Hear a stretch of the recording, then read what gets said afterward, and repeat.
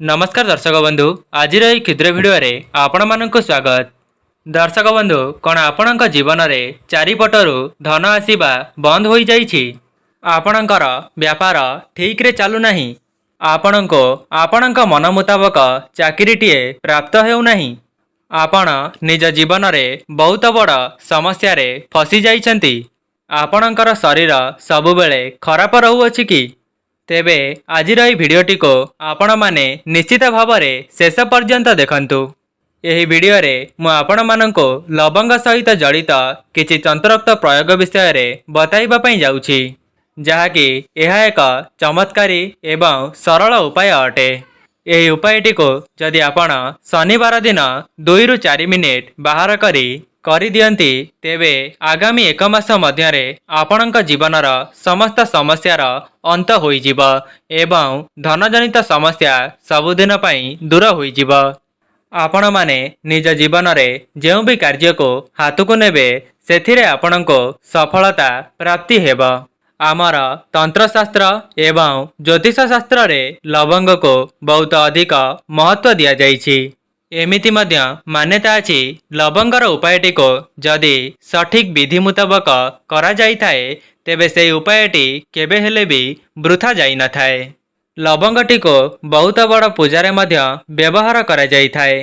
लवंगटी को जदि आमे माने पूजारे व्यवहार न करिबा तेबे सेही पूजाटी संपूर्ण होई पारि न थाए।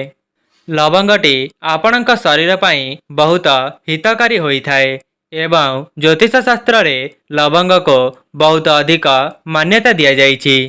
शास्त्र रे मध्य मान्यता अछि लवंगर व्यवहार करिबा द्वारा व्यक्तिटी निज जीवन रे बहुत उन्नति करि थाए एवं ता जीवनरो समस्त दुर्भाग्य दूर होई ता जीवन को सौभाग्यर आगमन होई थाए। लवंगटीर उपायटी बहुत सरल अटे, किंतु एहार शर्त एया अटे जे आपण माने एहार सठिक विधि मुताबक एहार प्रयोग करंतु। आपणक जीवन रे जहाँ भी किछि कष्ट समस्या लगी रही थाए किंबा आपण माने बहुत बड़ समस्या रे फसी जाई थांती तेबे सेथिरु मध्य आपणको बाहर करि देई थाए एवं आपणक जीवन रे सुख समृद्धि को भरी देई थाए। आज मु आपण मानको लवंगर चमत्कारी उपाय विषय रे बताइबा पई जाउछि, जहाँकि तंत्रशास्त्र ज्योतिष शास्त्र एमिति बहुत गुड़िए शास्त्र रे यार महात्म्य विषय रे वर्णना करा जाइछि।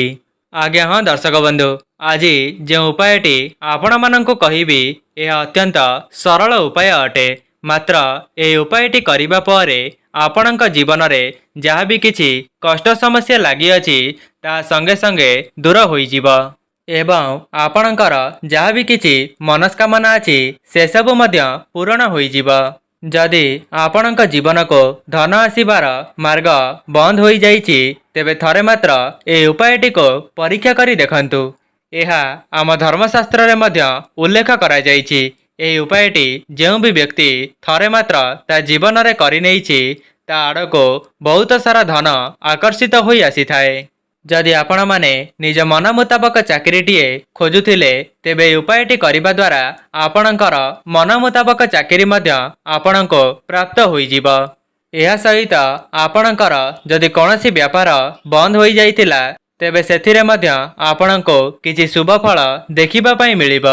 आपणकर जहाँ भी किछि अधा अधूरा मनस्कामना थिबा तेबे लवंग द्वारा ही से सब पूर्ण होइजिब। दर्शक बंधु, यही सरल उपायटी को आपणको शनिवार दिन 2-4 मिनिट बाहर करिबार अछि। एहा द्वारा शनिदेवंकर आशीर्वाद मध्य आपणक उपरे रही थाए। ता सहित माँ लक्ष्मी आपणक घरे सदा सर्वदा वास करिथांती। जदि आपणक जीवन रे कोनोसी भी ग्रहदशा चलिथिबा तेबे से सब मध्य दूर होइजिब। तेबे जदि आपण माने चाहुचंती शनिदेवंक आशीर्वादरो आपणक जीवनरो समस्त दुख कष्ट दूर होई एवं आपणक जीवन रे धनर आगमन हेउ तेबे वीडियोटी को लाइक करी कमेंट बॉक्स रे जय शनिदेव जय माँ लक्ष्मी अवश्य लिखि दियंतु। दर्शक बंधु, आपण माने गोटिए कथार ध्यान रखंतु। आज जो उपायटी मु आपण मानंको कहिबाकु जाउछि यह अत्यंत चमत्कारी उपाय अटे। किंतु आपणमाने मन रखंतु लवंगर जदि आपणमाने भूल तरीकारे व्यवहार करिवे तेबे आपणको एहार कुफल मध्य देखिबा पई मिली पारे। काहेकि ना शास्त्र रे मध्य उल्लेख अछि जे लवंगर व्यवहार करुथिले एहाको भल भावरे बुझी विचारी करिबा उचित। काहेकि ना लवंग द्वारा करा जाइथिबा समस्त उपाय सांगे सांगे एहार फल प्रदान करिथाए एवं जदि आपण माने भूल तरीकारे लवंगर व्यवहार करिवे तेबे आपणको एहार कुपरिणाम देखिबाकू मिली पारे। दर्शक बंधु सबुठारो प्रथम उपायटी हेउची शत्रु मानक ठारो मुक्ति पाइबा पई। एही उपायटी समस्तंक पई गुरुत्वपूर्ण अटे। आपण माने जानिछंती आजिर समाज रे प्रत्येक लोक मानकर केही ना केही शत्रु रही थांती एवं सेमाने सर्वदा आपणकर क्षति करिबाकू चाहुथिबे। सेथिपई आपणको एथिरे कोनोसी भी चिंता करिवार आवश्यकता नहीं। आपण माने केवल एतिकी करंतु जे 5टी शनिवार आपण माने शनि देवतांकर मंदिर को जांतु। शनिदेवंकर मंदिर को जीवा परे आपण माने गोटिए सोरिष तेलर दीप को प्रज्वलन करंतु एवं सेई दीपटी रे गोटिए लवंग को पकाई दियंतु। दर्शक बंधु जदि आपण माने एई उपायटी संपूर्ण विधि मुताबक करि देउछंती तेबे आपणक जीवन रे शनिदेवंकर आशीर्वाद रही जिवो एवं आपण माने निज जीवन रे बहुत उन्नति करिवे। एहा सहित आपणकर शत्रु माने मध्य नाश होई जिवे जेउ माने आपणक पछरे आपणकर क्षति करिबाकू पड़िथिले तेबे सेमानकर खराप दशा आरंभ होई जिवो। जो व्यक्ति उपरे शनिदेवंकर आशीर्वाद रही जाइए तार कौनसी भी व्यक्ति क्षति करि परिबो नाही। दर्शक बंधु द्वितीय उपायटी हेउची आपणक घरो नकारात्मक शक्ति को बाहर करिबार उपाय।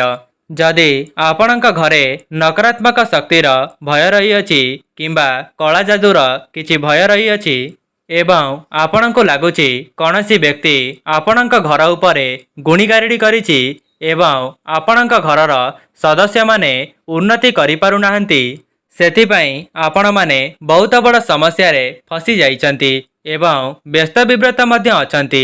आपण चाहुचंती समस्त समस्यार समाधान होई जाऊ एवं आम घरर समस्त सदस्य माने तांका जीवन रे उन्नति करंतु तेबे आपण माने जानि रखंतु जे आपणको कौनसी भी पंडितंक पाखको जीवार आवश्यकता नहीं।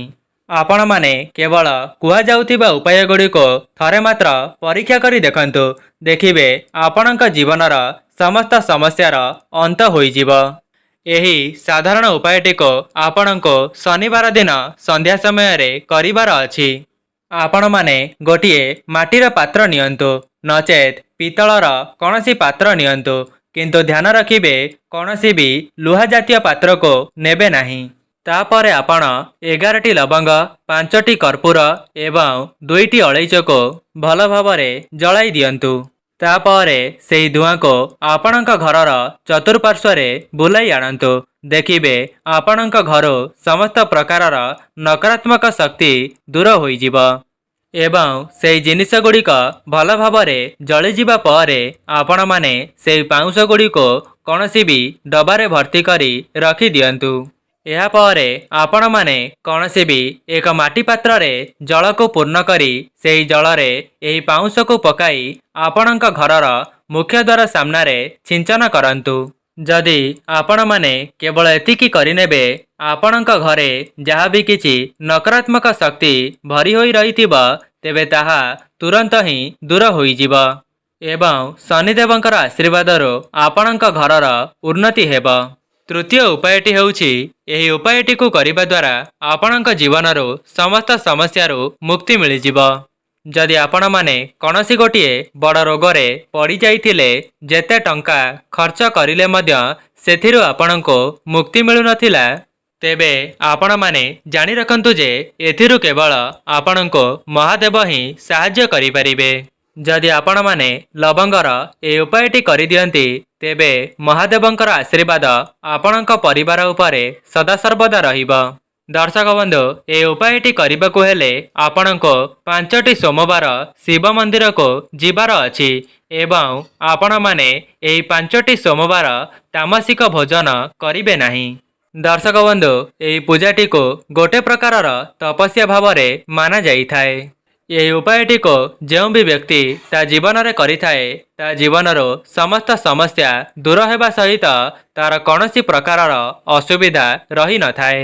ତେବେ ଆପଣମାନେ ସୋମବାର ଦିନ ବ୍ରହ୍ମ ମୁହୂର୍ତ୍ତରୁ ଉଠି ସ୍ନାନ ଆଦି କାର୍ଯ୍ୟ ସମାପନ କରିବା ପରେ ଆପଣଙ୍କ ଘର ନିକଟରେ ଥିବା କୌଣସି ବି ଶିବ ମନ୍ଦିରକୁ ଯାଆନ୍ତୁ ଏବଂ ଉତ୍ତର ଦିଗରେ ଛିଡ଼ା ହୋଇ ମହାଦେବଙ୍କୁ 2ଟି ଲବଙ୍ଗ ଅର୍ପଣ କରନ୍ତୁ। ଏହାପରେ ଆପଣମାନେ ସେହି ଜାଗାରେ ଛିଡ଼ା ହୋଇ 21 ଥର ଓମ୍ ନମଃ ଶିବାୟ ଏହି ମନ୍ତ୍ରଟିକୁ ଜପ କରନ୍ତୁ। ନଚେତ୍ ଯଦି ଆପଣଙ୍କ ଦ୍ୱାରା ସମ୍ଭବ ହେଉଛି ତେବେ ଏହି ମନ୍ତ୍ରଟିକୁ 108 ଥର ମଧ୍ୟ ଜପ କରିପାରିବେ, କାହିଁକି ନା 108 ନମ୍ବରଟି ମହାଦେବଙ୍କର ଅତ୍ୟନ୍ତ ପ୍ରିୟ ହୋଇଥାଏ। ଯଦି ଆପଣମାନେ ଏହି ଉପାୟକୁ କରିବା ଦ୍ୱାରା ମହାଦେବ ଆପଣଙ୍କ ଉପରେ ପ୍ରସନ୍ନ ହୋଇଯାଆନ୍ତି ତେବେ ପ୍ରତ୍ୟେକ ସୋମବାରକୁ ସୋମବାର ଆପଣମାନେ ଏହି ଉପାୟଟି କରିଦେଲେ ଆପଣଙ୍କ ଜୀବନରୁ ସମସ୍ତ ସମସ୍ୟାମାନ ଦୂର ହୋଇଯିବ। ଆପଣମାନେ ସମ୍ପୂର୍ଣ୍ଣ ରୋଗମୁକ୍ତ ହୋଇଯିବେ ଏବଂ ଆପଣଙ୍କ ଜୀବନର ସମସ୍ତ ସମସ୍ୟାକୁ ମହାଦେବ ନିବାରଣ କରିଦେବେ। ଯଦି ଆପଣଙ୍କର ବ୍ୟବସାୟ କ୍ଷେତ୍ରରେ ଉନ୍ନତି ହେଉନାହିଁ ସେଥିପାଇଁ ଆପଣମାନେ ବହୁତ ଚିନ୍ତିତ ଅଛନ୍ତି, ଦର୍ଶକ ବନ୍ଧୁ ଆପଣମାନେ ଗୋଟିଏ କଥାର ଧ୍ୟାନ ରଖିବେ, ଯଦି ଆପଣଙ୍କୁ ବ୍ୟାପାର କ୍ଷେତ୍ରରେ କୌଣସି ଦେବତା ସହାୟକ ହୋଇପାରିବେ ତେବେ ସେ ହେଉଛନ୍ତି ବିଘ୍ନହର୍ତ୍ତା ବିନାୟକ ବା ଶ୍ରୀ ଗଣେଶ। ଯଦି ଆପଣମାନଙ୍କୁ ଗଣେଶଙ୍କର ଆଶୀର୍ବାଦ ମିଳିଯିବ ତେବେ ଆପଣଙ୍କର ବ୍ୟାପାର ବାଣିଜ୍ୟ ବହୁତ ଦ୍ରୁତ ଗତିରେ ଅଗ୍ରସର ହେବ ଏବଂ ଆପଣମାନେ ନିଜ ଜୀବନରେ ବହୁମାତ୍ରାରେ ଉନ୍ନତି କରିବେ। ତେବେ ଆପଣମାନେ ବୁଧବାର ଦିନ ଗଣେଶଙ୍କର ମନ୍ଦିରକୁ ଯିବେ ଏବଂ ଗଣେଶଙ୍କ ସାମ୍ନାରେ ଗୋଟିଏ ଘିଅର ଦୀପକୁ ପ୍ରଜ୍ୱଳନ କରିବେ। ଏହାପରେ ଗୋଟିଏ ଲାଲ କପଡ଼ାରେ 21ଟି ଲବଙ୍ଗକୁ ରଖିଦେଇ ତାହାର ଗୋଟିଏ ପୁଟୁଳି ପ୍ରସ୍ତୁତ କରିବେ। ତାପରେ ଶ୍ରୀଗଣେଶଙ୍କର ଡାହାଣ ପାଦରେ ସ୍ପର୍ଶ କରାଇଦେବେ। ଏହାପରେ ଆପଣମାନେ ସେହି ପୁଟୁଳିଟିକୁ ନେଇ ଆପଣଙ୍କର ଯେଉଁ ଜାଗାରେ ଧନ ରଖୁଛନ୍ତି କିମ୍ବା ଆପଣଙ୍କ ବ୍ୟବସାୟ କ୍ଷେତ୍ରରେ ଡ୍ରରେ ରଖିଦିଅନ୍ତୁ। ଦେଖିବେ ଏହି ଉପାୟଟି କରିବା ପରେ ଆପଣଙ୍କର ବେପାର ବାଣିଜ୍ୟ ବହୁତ ଦ୍ରୁତ ଗତିରେ ଅଗ୍ରସର ହେବ ଏବଂ ଆପଣଙ୍କ ଦୋକାନକୁ ଲୋକମାନଙ୍କର ଆଗମନ ହେବ। ଦର୍ଶକ ବନ୍ଧୁ ଶେଷ ଉପାୟଟି ହେଉଛି ଯାହାକି ପ୍ରତ୍ୟେକ ଲୋକମାନଙ୍କର ସମସ୍ୟା ହୋଇଥାଏ, ତାହା ହେଉଛି ଧନଜନିତ ସମସ୍ୟା ଏବଂ ଏହି ଉପାୟଟି ଯେଉଁ ବି ବ୍ୟକ୍ତି ତା ଜୀବନରେ ଥରେ ମାତ୍ର କରିଦେଇଥାଏ ତା ଜୀବନକୁ ମା ଲକ୍ଷ୍ମୀଙ୍କର ଆଶୀର୍ବାଦ ପ୍ରାପ୍ତି ହୋଇଥାଏ ଏବଂ ଲକ୍ଷ୍ମୀ ନାରାୟଣ ସଦାସର୍ବଦା ସେହି ବ୍ୟକ୍ତି ଉପରେ କୃପା ଦୃଷ୍ଟିକୁ ବଜାୟ ରଖିଥାନ୍ତି। ଆପଣଙ୍କୁ କେବଳ 5ଟି ଗୁରୁବାର ଏହି ଉପାୟଟିକୁ କରିବାର ଅଛି, କାହିଁକି ନା ଗୁରୁବାରଟି ମା ଲକ୍ଷ୍ମୀଙ୍କ ଉଦ୍ଦେଶ୍ୟରେ ସମର୍ପିତ ଅଛି। ତେବେ ଆପଣମାନେ ଗୁରୁବାର ଦିନ ସନ୍ଧ୍ୟା ସମୟରେ ସ୍ନାନ କରିବେ ଏବଂ ସ୍ନାନ କରିସାରିବା ପରେ ଆପଣଙ୍କ ଠାକୁର ଘରେ ମା ଲକ୍ଷ୍ମୀଙ୍କର ଫଟୋ ନିକଟକୁ ଯାଇ ଗୋଟିଏ ଗୋଲାପ ଫୁଲରେ 5ଟି ଲବଙ୍ଗ ରଖି ମା ଲକ୍ଷ୍ମୀଙ୍କୁ ଅର୍ପଣ କରିବେ ଏବଂ ତା ପରଦିନ ଅର୍ଥାତ୍ ଶୁକ୍ରବାର ଦିନ ସେହି ଗୋଲାପଟିକୁ କୌଣସି ବି ନଦୀ ଜଳରେ ଭସାଇ ଦିଅନ୍ତୁ। ଏହାପରେ ସେହି 5ଟି ଲବଙ୍ଗକୁ ଗୋଟିଏ ଲାଲ କପଡ଼ାରେ ବାନ୍ଧି ଦିଅନ୍ତୁ। ଏହାପରେ ଯେତେବେଳେ ଆପଣଙ୍କର 5ଟି ଗୁରୁବାର ସମ୍ପୂର୍ଣ୍ଣ ହୋଇଯିବ ତାପରେ ସେହି ପୁଟୁଳିଟିକୁ 25ଟି ଲବଙ୍ଗ ମିଶାଇ ବାନ୍ଧିଦେବେ। ତାପରେ ସେହି 25ଟି ଲବଙ୍ଗକୁ ନେଇ ଆପଣମାନେ ଆପଣଙ୍କ ଘରର ଯେଉଁ ସ୍ଥାନରେ ଧନ ରଖୁଛନ୍ତି ସେହି ଜାଗାରେ ରଖିଦିଅନ୍ତୁ। ଦେଖିବେ 1 ମାସ ମଧ୍ୟରେ ଆପଣଙ୍କ ଜୀବନରେ ଯାହା ବି କିଛି ଧନଜନିତ ସମସ୍ୟା ଥିବ ତାହା ସବୁଦିନ ପାଇଁ ଦୂର ହୋଇଯିବ। ଏହା ସହିତ ଲକ୍ଷ୍ମୀ ନାରାୟଣ ଆପଣଙ୍କ ଘରେ ସଦାସର୍ବଦା ବାସ କରିବେ। ଦର୍ଶକ ବନ୍ଧୁ ଯଦି ଆପଣମାନେ ଚାକିରି କ୍ଷେତ୍ରରେ ପ୍ରୟାସ କରୁଛନ୍ତି କିମ୍ବା ନୂତନ ଚାକିରିର ଅନୁସନ୍ଧାନରେ ଅଛନ୍ତି ତେବେ ଅଳେଇଚର ଗୋଟିଏ ପାଖୁଡ଼ାର ଦାନାକୁ ନେଇ ଏବଂ ତା ସହିତ 1 ଖଣ୍ଡ ମିଶ୍ରିକୁ ନେଇ ଅଶ୍ୱତଥ ଗଛ ମୂଳରେ ପୋତି ଦିଅନ୍ତୁ। ଦେଖିବେ ଏହାକୁ କରିବା ପରେ ଆପଣଙ୍କର ଜୀବନରେ ନୂତନ ଚାକିରି ମିଳିବାର ସମ୍ଭାବନା ଖୋଲି ଯାଇଥାଏ ଏବଂ ବିଦ୍ୟାର୍ଥୀମାନେ ନିଜ ପାଠପଢ଼ାରେ ବହୁତ ଉନ୍ନତି କରିବେ। ମନୁଷ୍ୟ ଜୀବନରେ ଅନେକ ପ୍ରକାରର ସମସ୍ୟା ଚାଲିଥାଏ।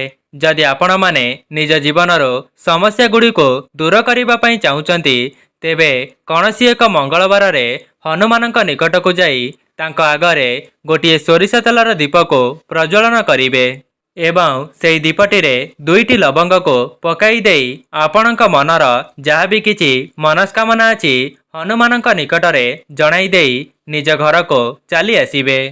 ତେବେ ଦର୍ଶକ ବନ୍ଧୁ, ଯଦି ଆପଣମାନଙ୍କୁ ଏହି ଭିଡ଼ିଓଟି ଭଲ ଲାଗିଥାଏ ଭିଡ଼ିଓଟିକୁ ଲାଇକ୍ କରି ଚ୍ୟାନେଲଟିକୁ ସବସ୍କ୍ରାଇବ୍ କରିଦେବେ ଏବଂ କମେଣ୍ଟ ବକ୍ସରେ ଜୟ ମା ଲକ୍ଷ୍ମୀ ନିଶ୍ଚୟ ଲେଖିଦିଅନ୍ତୁ। ଆଜି ପାଇଁ ରହୁଛି, ନମସ୍କାର।